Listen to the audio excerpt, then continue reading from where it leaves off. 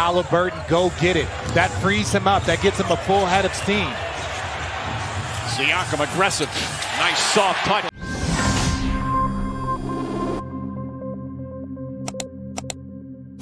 Welcome to the Deep Dive. We take your stack of sources, cut through the noise, and get right to what really matters.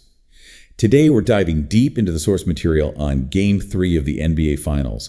That's the IndianaPacers versus the Oklahoma City Thunder. Yep, and for this one, we've looked at game summaries, news articles, some deeper analysis pieces, and even what fans were saying on places like Reddit. So a good mix. Absolutely. And our goal here is to really unpack the key insights from all of that. Figure out what actually happened in Game 3 and, what the sources are hinting at for the rest of the series.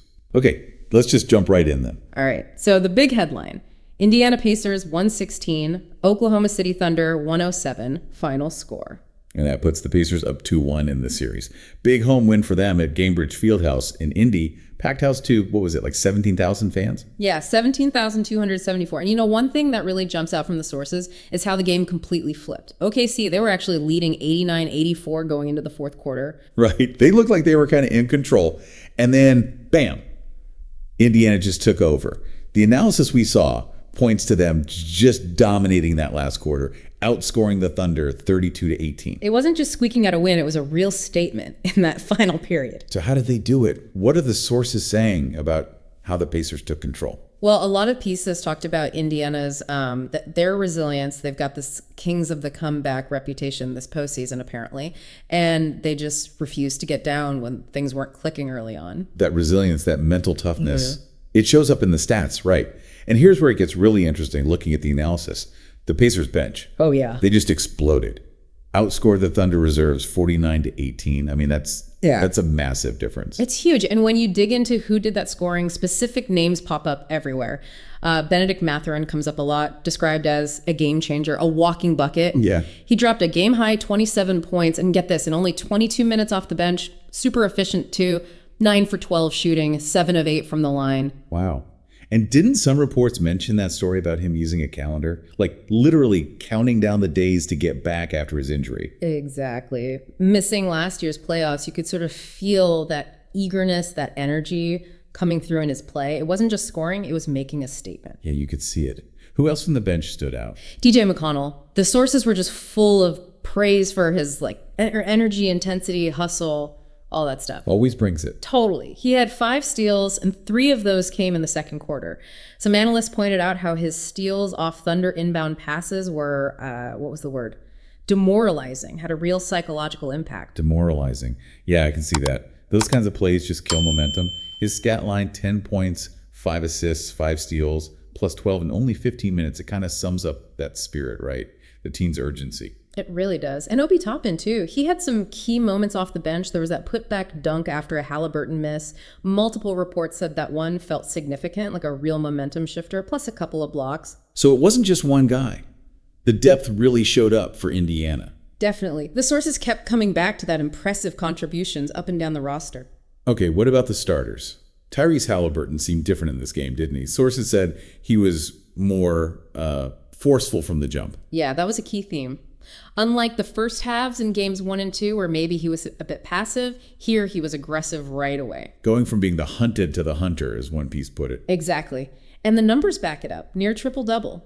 22 points, 11 assists, 9 rebounds.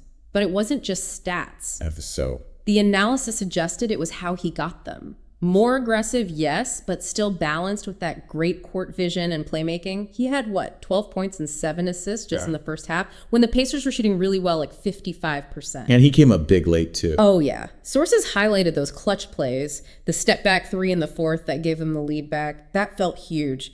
And that really daring cross-court pass over Holmgren and SGA. To Nesmith for 3. Yeah, that was gutsy. Super gutsy.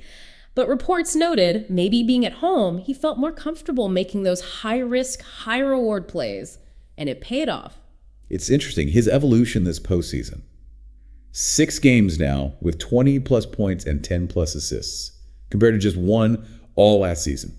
Big jump. Massive jump. And other starters chipped in too, of course. Siakam had 21 points, including that kind of game-sealing drive late. Miles Turner had some big blocks near the rim, one on Chet Holmgren. Nembhard hit a key jumper too, right?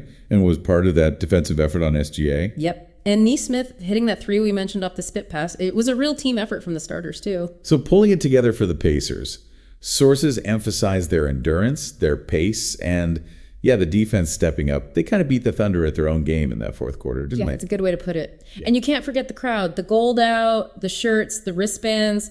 Even if it started a bit quiet, sources said the place was absolutely shaking on big plays like that top and dunk. That Indiana basketball pride was definitely a factor. Okay, makes sense. So let's flip it. The Thunder, they had the lead going into the fourth. What went wrong? Why couldn't they close it out according to the sources? Turnovers. Almost every source pointed straight at the turnovers. It was a major, major issue. How bad was it? 19 turnovers total for OKC. That's way, way higher than their usual numbers. They average like 11 or 12. Their previous high in these playoffs was 16. So 19 is... Yeah. And the timing was bad too, I bet. Crucial. The analysis really zeroed in on this. 4 of those turnovers came in the first 6 minutes of the fourth quarter, right when the game was hanging in the balance. Killer. And SGA himself, who's normally so secure with the ball, had 6 turnovers, a playoff career high for him.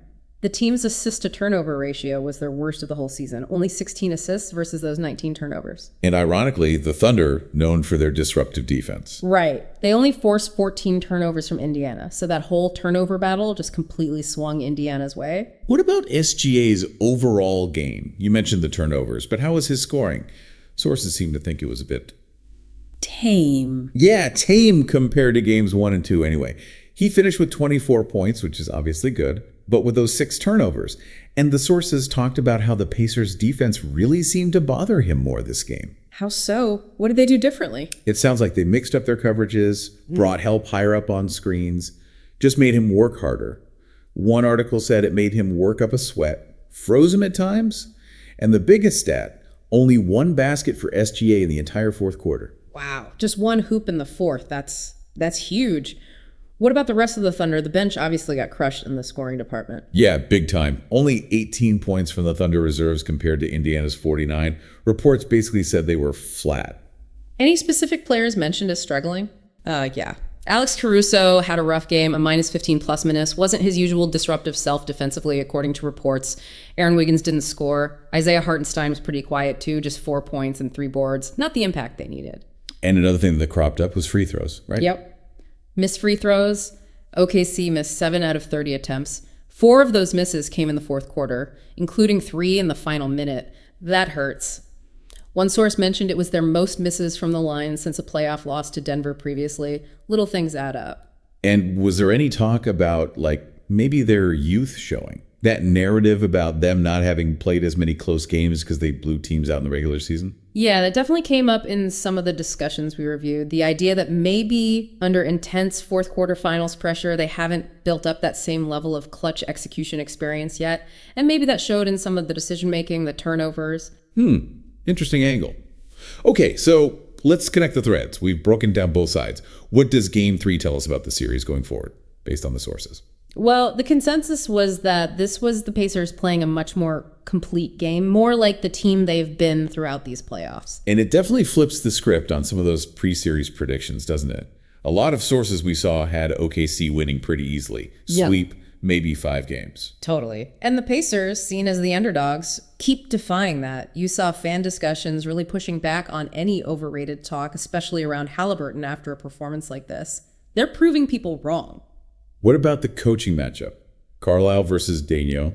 Any insights there? Yeah, that's getting a lot of attention. Some sources were pretty direct, suggesting Carlisle might be coaching circles around Daigneault right now, finding ways to limit SGA, much like they did with Brunson earlier, making key adjustments. So that strategic battle, the adjustments seem critical. Highly critical, based on the analysis. Carlisle unlocking that bench, the defensive tweaks on SGA, these were huge factors in Game 3. And the turnover battle, the bench scoring sources say, keep your eye on those. They could decide the series. The coaching strategy directly impacts those areas. Plus that home crowd factor, that sense of Indiana basketball pride, seemed really tangible in the reports. Absolutely. It wasn't just noise. It felt like fuel for them. So looking ahead to Game 4, sounds like the pressure is squarely on OKC. Oh, yeah. Multiple sources called Game 4 a must-win for Oklahoma City. Maybe even the game that swings the entire series. Huge stakes. Definitely feels that way. Okay, so quick recap. Pacers take Game 3 thanks to a massive bench effort, Halliburton playing aggressively and making clutch plays, and they capitalize big time on OKC's turnover problems, especially late. Yep, and that gives Indiana a 2-1 series lead.